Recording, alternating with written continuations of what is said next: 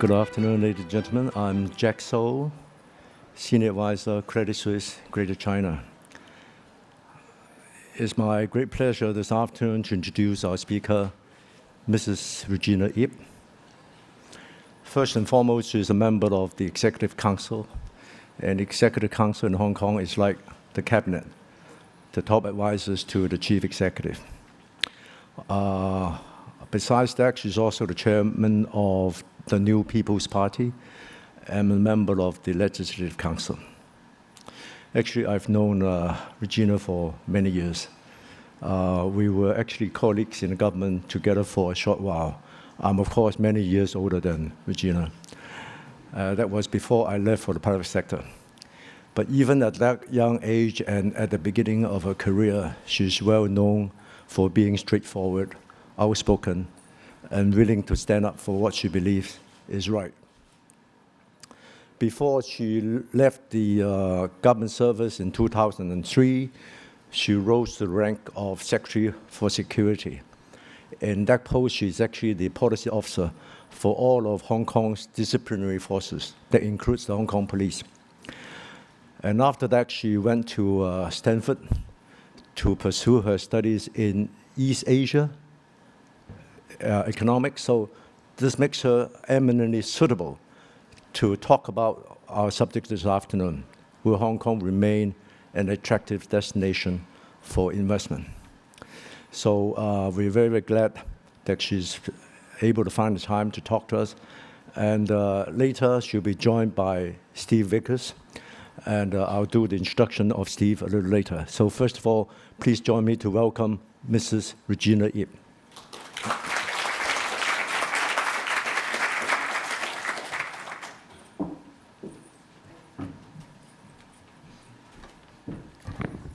Thank you very much, Jack, for your kind introduction, and thank you, Sheil, for having me. Ladies and gentlemen, first of all, I wish to thank Credit Suisse for giving me this wonderful opportunity to speak to you on a subject very dear to my heart, the future of Hong Kong under one country, two systems. Almost 18 years after the commencement of the Basic Law, Hong Kong has reached a critical juncture as the city braces itself for a historic vote on the method for electing the chief executive in 2017. Many of you in the audience may be wondering, will Hong Kong be able to overcome all hurdles and move forward to become the first city in China to be able to elect its chief by universal suffrage, or will we fall back and remain locked in unrest and gridlocked? Hong Kong has indeed seen some challenging times in the past year.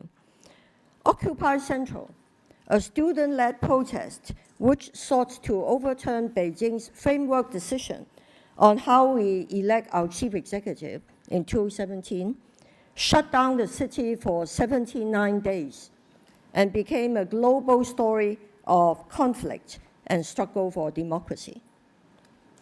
To see the challenge in perspective, allow me to go back a little in history. I vividly recall how about 18 years ago, on a rainy night on 30th June 1997, I attended the handover ceremony to mark Hong Kong's return to China as Director of Immigration of British Hong Kong and set to become a principal official of Hong Kong SAR of China. I changed my clothing 3 times to attend the handover ceremony and then the establishment ceremony. It was a stormy night, but full of passion and promise about how Hong Kong's future would become brighter after 1997. Since then, the implementation of one country, two systems has been not without controversies, put it mildly. In 2003, a bill aimed at protecting national security was withdrawn after mass protest. In 2012, a plan to teach national education in schools was again dropped after mass protest. Last year, Beijing's framework decision on the chief executive election in 2017 was challenged by prolonged, unlawful demonstrations. More recently, anti-parallel trade protests had disrupted popular tourist spots and brought to the fore resentment of mainland Chinese visitors on the part of a vocal minority, mostly young people. In case doubts arise as to whether one country, two systems could actually succeed, let me stress that from the outset, the architects of this unprecedented arrangement never thought it would be an easy task. One country, two systems is, in the ultimate analysis, about the management of change. Making it work requires much more than the changing of flags or the changing of uniform. All of us involved in implementing this arrangement have been on a learning curve. When the Basic Law was being drafted in the 1980s, the prime consideration of the law drafters was to protect Hong Kong's vibrant capitalist systems and lifestyle from encroachment by a vast populous socialist country. Change was feared so much in the local community that the buzzword was, and still is, 50 years, no change. And that has no doubt worked much better than expected. Hong Kong's free markets continue to set it aside apart from the rest of China. Hong Kong remains China's most international city and its only international financial center. Hong Kong people's civic rights and freedoms are as robust as ever, as if to prove to the world that Hong Kong's freedoms are alive and kicking. Not a single day passes without some form of protest against the establishment. What the Basic Law drafters failed to anticipate in the 1980s was how the world would change in the years that followed. While some Hong Kong people continue to fixate on perceived political conflict arising from the change of sovereignty, many have overlooked the fact that Hong Kong's place in the world has changed dramatically on account of three major transformational developments. They are globalization, the rise of China as an economic powerhouse, and our own democratization.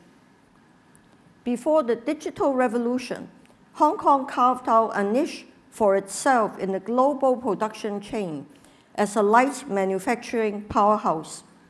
For many years, Hong Kong was one of the world's top producers of textiles and garments in quantity, footwear, toys, watches, and clocks, just to name a few. It remains one of the world's most important international financial centers and a premier regional business and trading hub. But it has failed to ride the digital wave to create new value by leveraging the opportunities presented by breakthroughs in information and communication technology. The reform and opening up China launched by Mr. Deng Xiaoping in 1978 ushered in even more breathtaking change in China. Between 1978 and 2013, China's economy grew at an annual rate of 9.5%.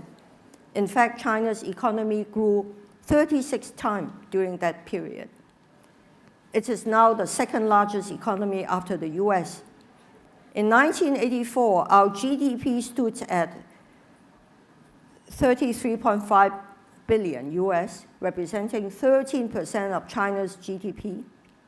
In 1997, our GDP stood at 177.4 billion US, representing 19% of China's GDP.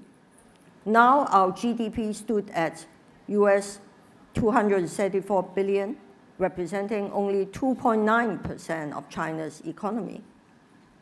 For many Hong Kong people, it feels as though Hong Kong's economy had peaked in 1997, and the city has become increasingly dwarfed by a mightier and mightier motherland. The economic statistics tell only part of the story about the relationship between mainland China and Hong Kong. Hong Kong's population being predominantly Chinese with roots in mainland China Ever since the end of World War II, Hong Kong people had never stopped returning to the mainland regularly to bring food and essential supplies to their brethren when China's economy was in trouble. Following the reform and opening up China, Hong Kong entrepreneurs were among the first to invest in the mainland and contributed significantly to the economic modernization of China. However, 30 years of prodigious hard work by the Chinese people have reversed the relationship between the mainland and Hong Kong. China has become a major exporter of capital, tourists, and skilled professionals to Hong Kong. Demand from Chinese investors and consumers have been the chief stimulus of Hong Kong's economy. With a captive market of millions of Chinese consumers just north of the boundary, and without a clear economic strategy to capitalize on the stupendous changes occurring in China, Hong Kong has stood still, relying on the old economic model of maximum support and minimum interference in the markets. As the result, Hong Kong's economic structure has progressively narrowed as property and tourism-related consumption, instead of longer-term investment in innovation and higher value-added economic activities, remain the key drivers of our growth. By contrast, the neighboring city of Shenzhen has succeeded in building a vibrant innovation and technology hub. It is home of some of the most successful technology enterprises of China, global names like Huawei and ZTE, the largest internet service portal Tencent, as well as more recent startups like OnePlus, a maker of low-price high-tech smartphones, and a new company called Dajiang Innovations, which has become a world leader in the manufacturing of automatic flying systems. The reversal of roles economically and psychologically has not come easy to many Hong Kong people. As I mentioned earlier, the implementation of one country, two systems in Hong Kong is really about the management of change. To succeed, our leaders must be able to manage the following ongoing challenges. Firstly, Hong Kong's new role in China's evolving economic strategy, Hong Kong's political integration into China, and Hong Kong's own democratization process. Although Hong Kong has diminished as a percentage of China's economy, it still plays a very important role in China's continuing modernization. We still play a vital role in the following ways. Number one, as the largest offshore renminbi pool and a major channel for the internationalization of renminbi. Secondly, as a major base for investment and operations by mainland Chinese companies. Thirdly, as the major wealth management center for Chinese corporations and families. Fourthly, as the provider of modern, high-value-added professional and business services to mainland China, including arbitration and high-end shipping and logistics services. As a contributor to China's ongoing urbanization and gentrification, leveraging Hong Kong's urban management experience. And finally, as a partner in innovation and research and development. Although Hong Kong lacks land and labor for large-scale manufacturing, Hong Kong's universities continue to attract world-class faculty and has the potential to partner with mainland universities and tech companies in undertaking advanced research in science and technology.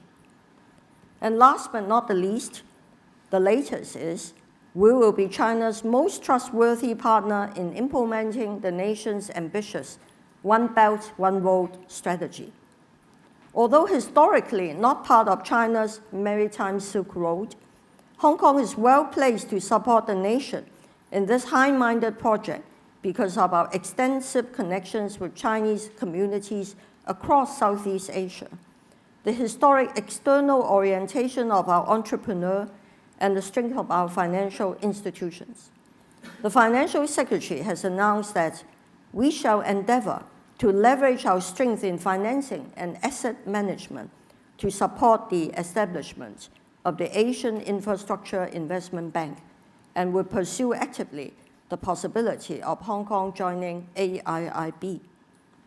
Mr. Zhang Xiaoming, the head of China's liaison office in Beijing, said recently, China will forever remain Hong Kong's staunchest supporter, our most reliable hinterland, and absorber of economic shocks in the face of external headwinds. Hong Kong has a unique place in the nation by virtue of its many well-established strengths, and above all, by virtue of being different from the rest of China. On the economic front, Hong Kong's leaders must find a way to reduce its over-reliance on property and low-value-added tourism to stimulate growth, and work with mainland China and the rest of the world to foster the growth of new advantage industries, such as creative industries, e-commerce, and other tech-based industries. On political management, Hong Kong has been struggling hard to adjust its bureaucratic, civil service-driven systems to go for modern democratic politics. It has been a tough process, but after 17 years, the authorities are slowly working out how to work with political parties to respond better to popular aspirations. I should add that it is also incumbent on us as leaders of political parties to build more mature, rational political parties capable of formulating workable policies, reaching compromises, doing deals, and providing checks and balances without stifling progress. As for the election of the chief executive by universal suffrage, the government is likely to put a motion based on Beijing's framework decision of August 2014 to the legislature for a vote in June. The motion needs to be passed by a 2/3 majority, and we are still short by 4 to 5 votes. Despite repeated grandstanding by my colleagues in the opposition camp that they will veto any motion which does not guarantee true universal suffrage, in quotes, I am cautiously optimistic that reason will ultimately prevail and the motion will be passed. As an American scholar, Professor Lynn White III of Princeton University said at a conference in Chicago last December, Beijing's framework decision provides a limited nomination mass election model. Once mass election is introduced, the candidates would differentiate between themselves and the people would have a real choice. I am confident that the great majority of Hong Kong people want to have the opportunity to vote for their chief by universal suffrage in 2017. The right to vote for our chief is indeed a great gift from Beijing, considering that we had had no democratic elections in our 150 years of colonial history. It is too great a gift to throw away, and I am hopeful my colleagues will think hard, face up to the reality and the historic responsibility, and vote for universal suffrage in our chief executive election in 2017. So, ladies and gentlemen, I think I should stop there and let you fire questions at me and Steve later during the panel. Thank you very much. Okay.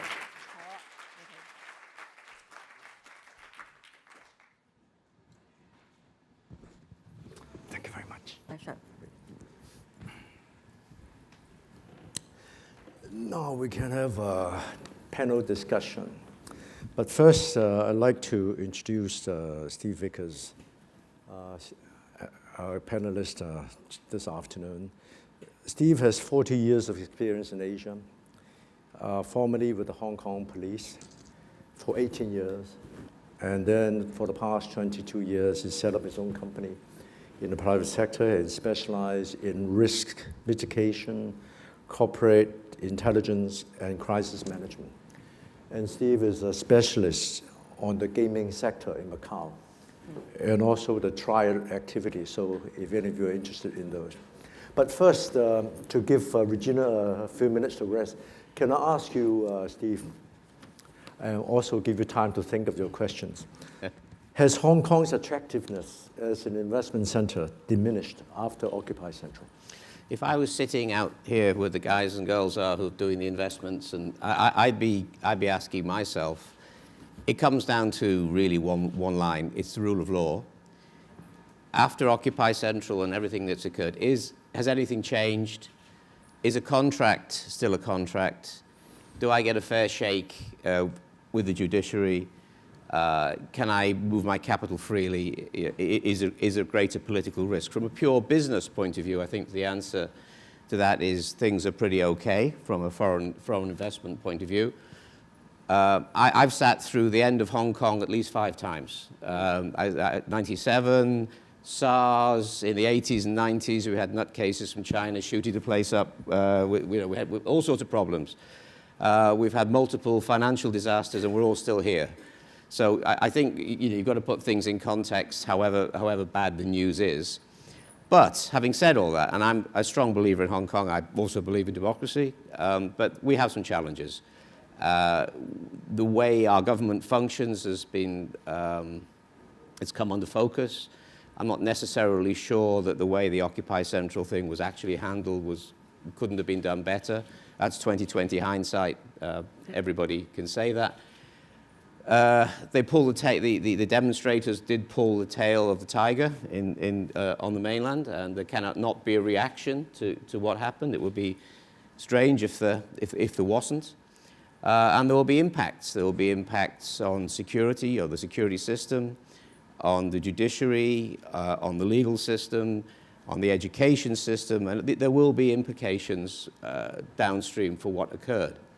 Does that mean for you as foreign investors that Hong Kong is still not a great place? No, I still think in Asia it remains the best platform to be based at. But there are challenges and there are things we need to fix. To be attractive to foreign investors, you need to be able to resolve commercial disputes quickly and expeditiously. In Hong Kong, I can promise you this: when you get to court, you get a good shake. You get a fair deal in the courts. There's no problem. The problem locally at the moment is it takes a long time to get to court in criminal cases. It can take a year to get things through the Commercial Crime Bureau and then another year at the Department of Justice. This is a problem. It's fixable. It's not the end of the world. But these are the sort of things that actually impact foreign business. Overall, I think the jury is still out on a few issues, but overall Hong Kong remains the #1 venue to be in Asia if you want to invest throughout China and also the region. Regina, you want to add a few? Well, yes. I'd like to put in my take on Occupy Central. At the start of Occupy Central, world media descended on Hong Kong looking for a Tiananmen-style bloody crackdown. Nothing of that sort happened. Eventually, the last demonstrators were removed peacefully, and we still have 100 tents outside the legislature. The fact that the demonstrations lasted 79 days are a testament to the strength of our systems, our adherence to civic liberties, the rule of law, due process. All the delays you talk about, Steve, is part of the legal and judicial systems, due process, And you could see how the government acted with restraint, and ultimately it's the reasonableness of Hong Kong people. But the fact that public opinion turned against these demonstrators, which helped the government to overcome it. So there's more than one silver lining. It shows the strength of our system. I think it turned the popular tide against the demonstrators. And actually, things are moving in the right direction. I would think, though, that the way that, to take a slight issue with, and I agree with 90% what you say, the fact is that hiding behind judicial injunctions by taxi drivers associations and the rest to get action taken was a bad move. It let things run on a lot longer than they needed to. It put the judiciary in a position the judiciary shouldn't have been in. There were adequate powers under the Public Order Ordinance. It was an illegal demonstration from the beginning. The lack of a decision, I think, delayed things, caused, in the end, yes, it's ground down public opinion as it relates to the democratic movement. But that lack of decisiveness also brought out, I believe, a difference. The optic that we look at Hong Kong through has changed. We used to have a British colonial governor, then we have a Chinese chief executive. One person sitting on top of a pyramid, that's changed. And the role of the liaison office has risen.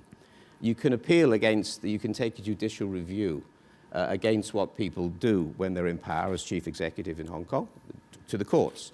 You can't review the role of the central Chinese government and the liaison office. So that lack of, or that cut in autonomy is a shame, and that's what's one of the things that's come out of Occupy Central. But overall, I still think, you know, it's not the end of the world. It's not doom and gloom. You know, we can manage our way around that. All the things you talk about innovation, and they all do need to happen. The truth was, Hong Kong didn't change, and the rest of China did it, and we didn't move quickly enough. So there's a period of adjustment underway, but a lot of things, there will be consequences, and these consequences are now being felt. Any questions and comments from the audience? There's a hand up. Yes, there's a question at the back.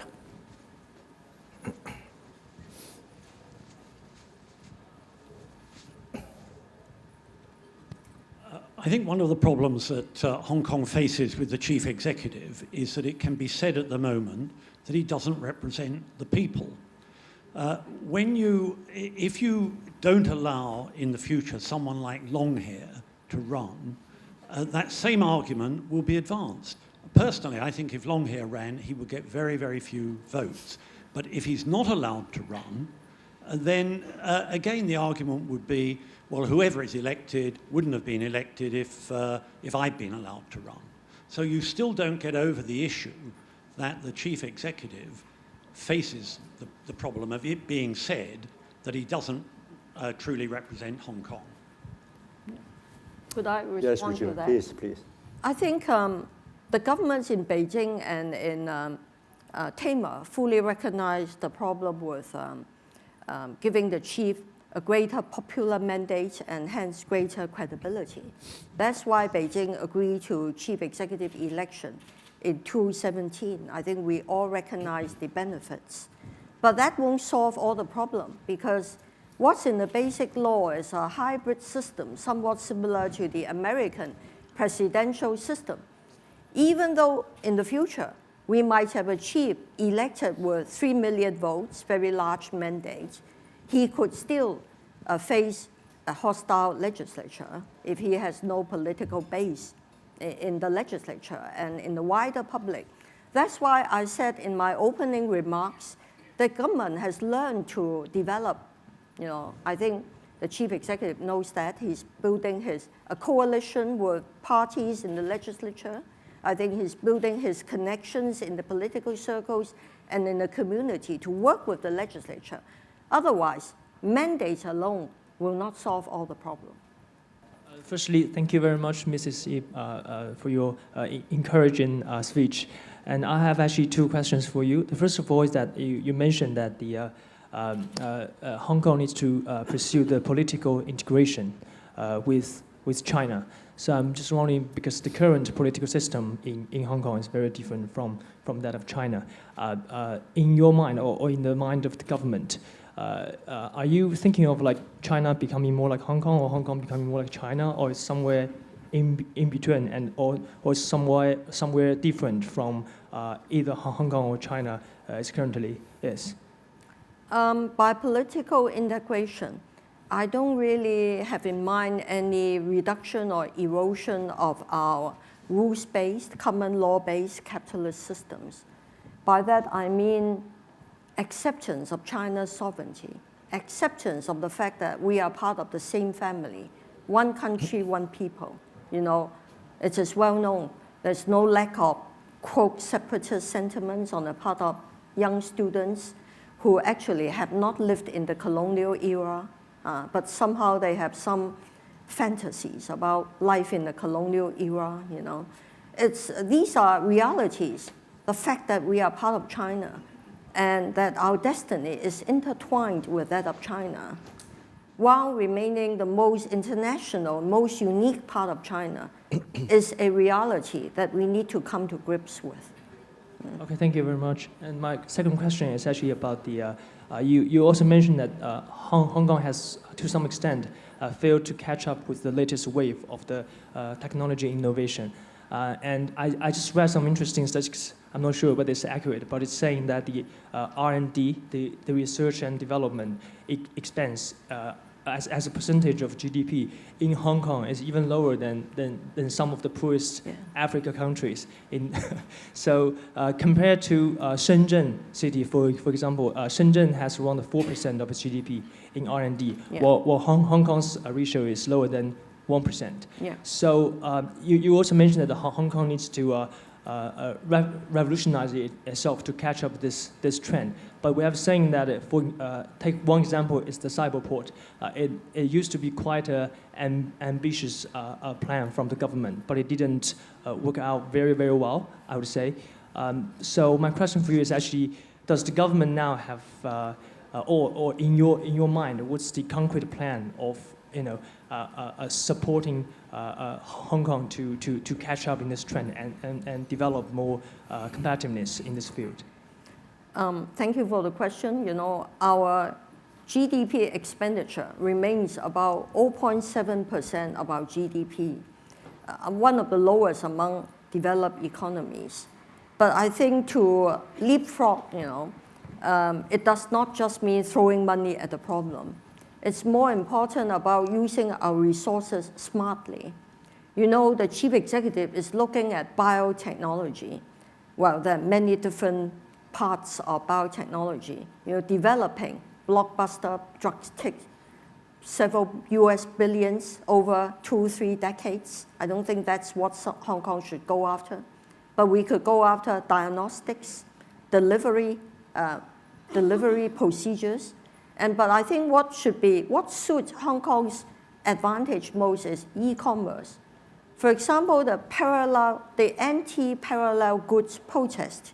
Maybe some of you have heard about or seen from TV, local young people protesting against mainland tourists coming up to pick up baby milk powder, that sort of thing, Whenever you have a price differential, you have parallel trade. We used to go to Shenzhen, and we still do, to buy cheap food, The way to solve it, in my opinion, is not to build a parallel goods city in Yuen Long. That's low value added.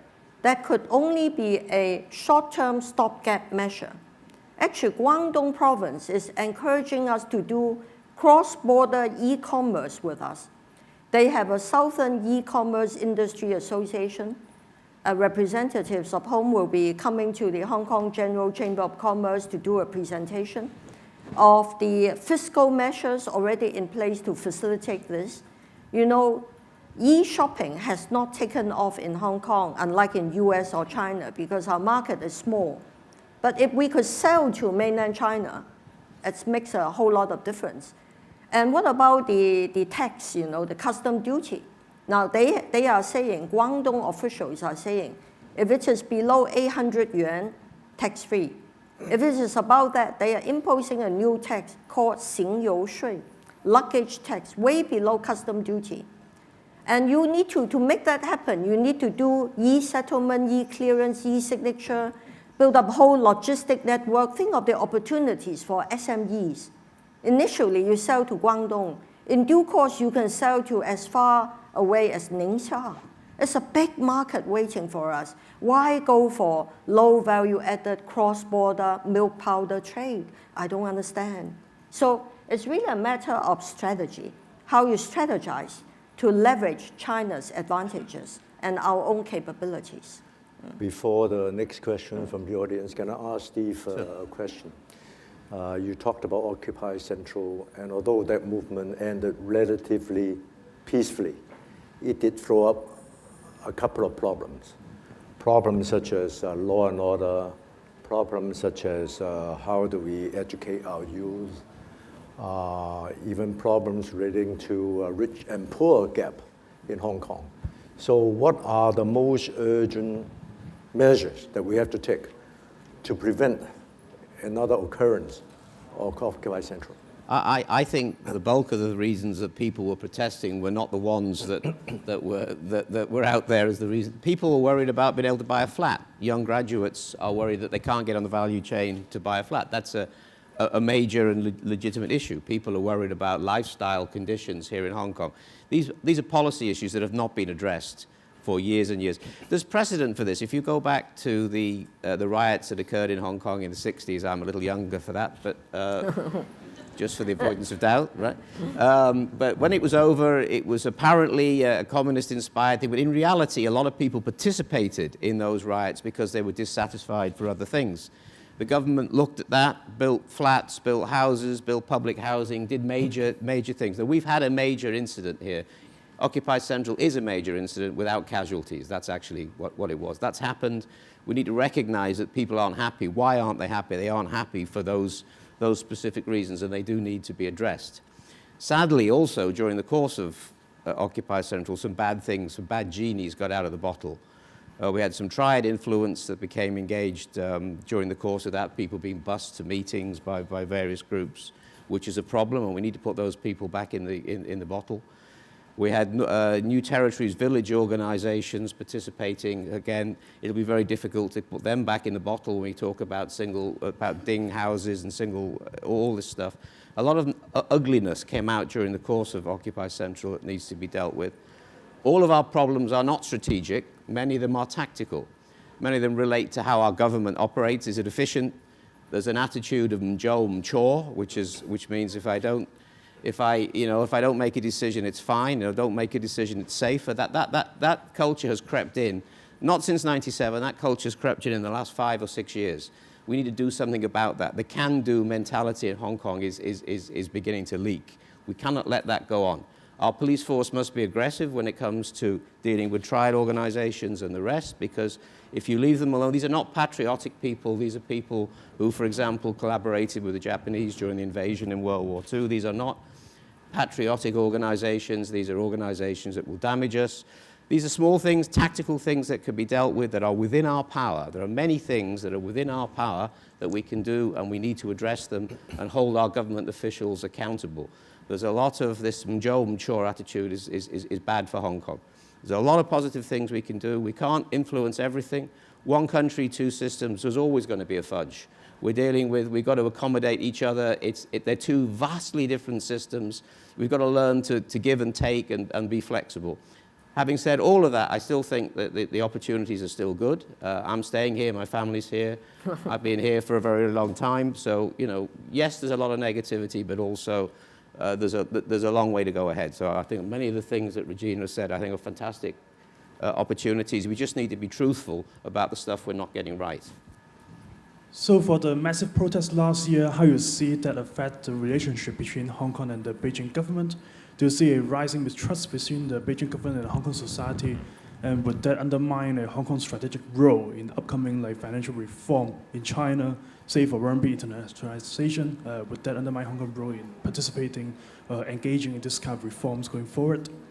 Well, that's a big question with lots of stuff. I think nothing that happened in Hong Kong will affect China's decision over the renminbi. They will do that at the time that it suits the central government. The central government is going through a major, some people would call it purge, certainly a full-on corruption crackdown with political overtones is on at the moment on a major scale, which hasn't been seen for very, very many years. It's a huge situation underway, a change of radical proportions. So Occupy Central may be important to us in Hong Kong, other than it being perceived as a challenge to the authority of perhaps of the state. The only significant change I could see is a rise in the role of the liaison office and a diminishment in the role of the chief executive, to the point where the chief executive becomes the mayor of Hong Kong and the liaison officer the political appointees. Regina, you don't necessarily agree with that view? Well, we've always have agents of our sovereign power in Hong Kong. In the colonial days, we had a political advisor's office actually within the Hong Kong government. And at one time when I was serving in then security branch, I traveled to London once every month, to deal with matters impinging on the interests of our sovereign country. But naturally, Hong Kong is really much closer to Beijing than London, So the relationship, that's why Hong Kong people sometimes feel dwarfed, But that's some of the part of the reality we have to accept. We've always been part of China. It's not what's happened is not encroachment on our systems. The liaison office has no statutory role in Hong Kong. But of course, they are influential. Any major power will be influential. If you go to Beijing, you'll find that Beijing is more and more like Washington.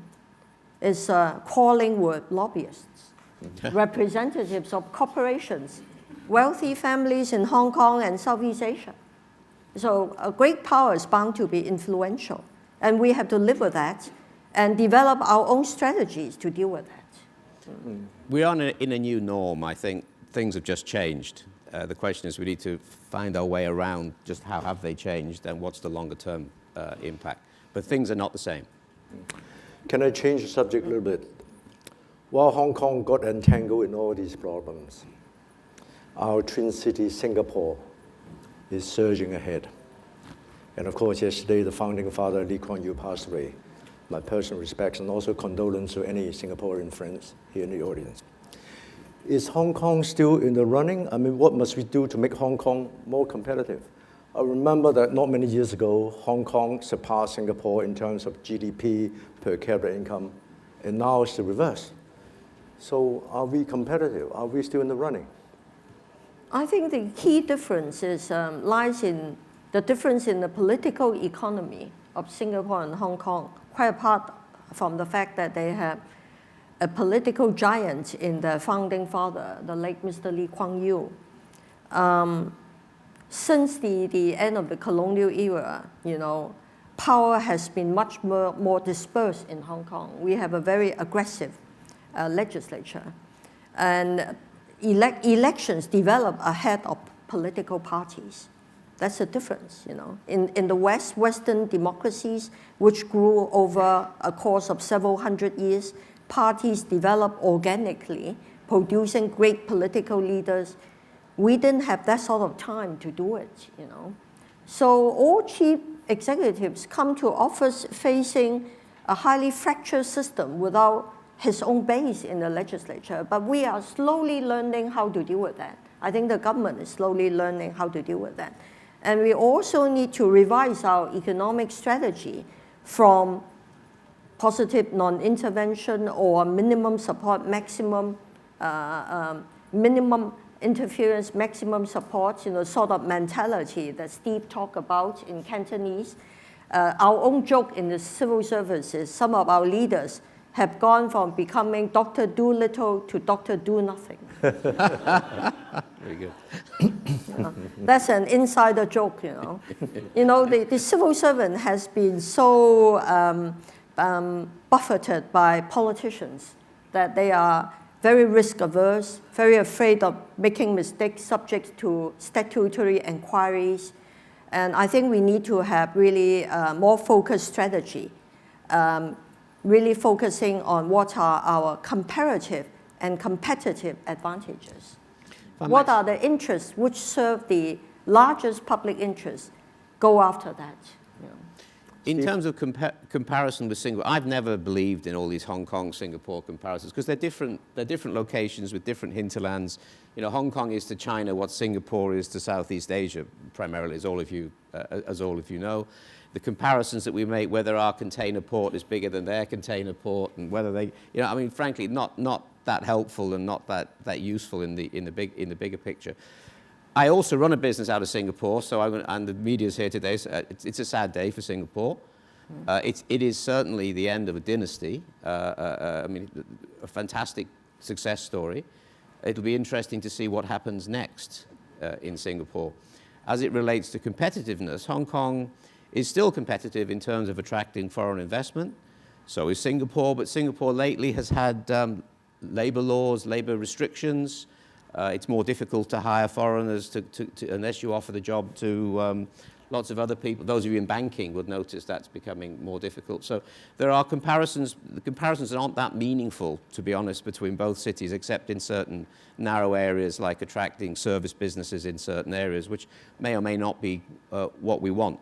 Singapore, I say it'll be a period of respectful mourning, and then I think there'll be some discussion, and we'll be interested to see what the new Singapore model or how the Singapore model will evolve in the year or so ahead. And it won't stay the same, it will change.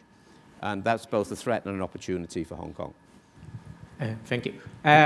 Some of us as an investor will rely on the media as one of the way to understand Hong Kong.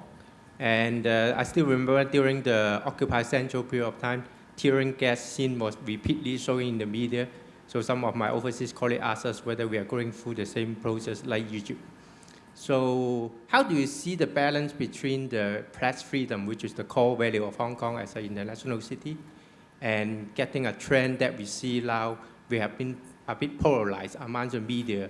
That means you have very pro-government and very against government type of situation. How do you see that development affecting Hong Kong? Regina? Well, the fact that you keep seeing, scenes of use of tear gas and all that is strong evidence of the freedom of our media, which is one of the strengths of Hong Kong that you don't have in many Asian countries, The use of tear gas was actually very limited and necessary. It really inflicted no permanent injury. And the police responded to the public concern and avoided using it, responding to your point about the police not being sufficiently tough and decisive. Frankly, the government was caught between a rock and a hard place, But all these media coverage about Hong Kong, the West portraying it as Beijing against students struggling for democracy, almost like another Tiananmen incident, which did not materialize, fully shows that freedoms and liberties, rule of law are alive and well in Hong Kong. And stability too, the fact that we managed to overcome it.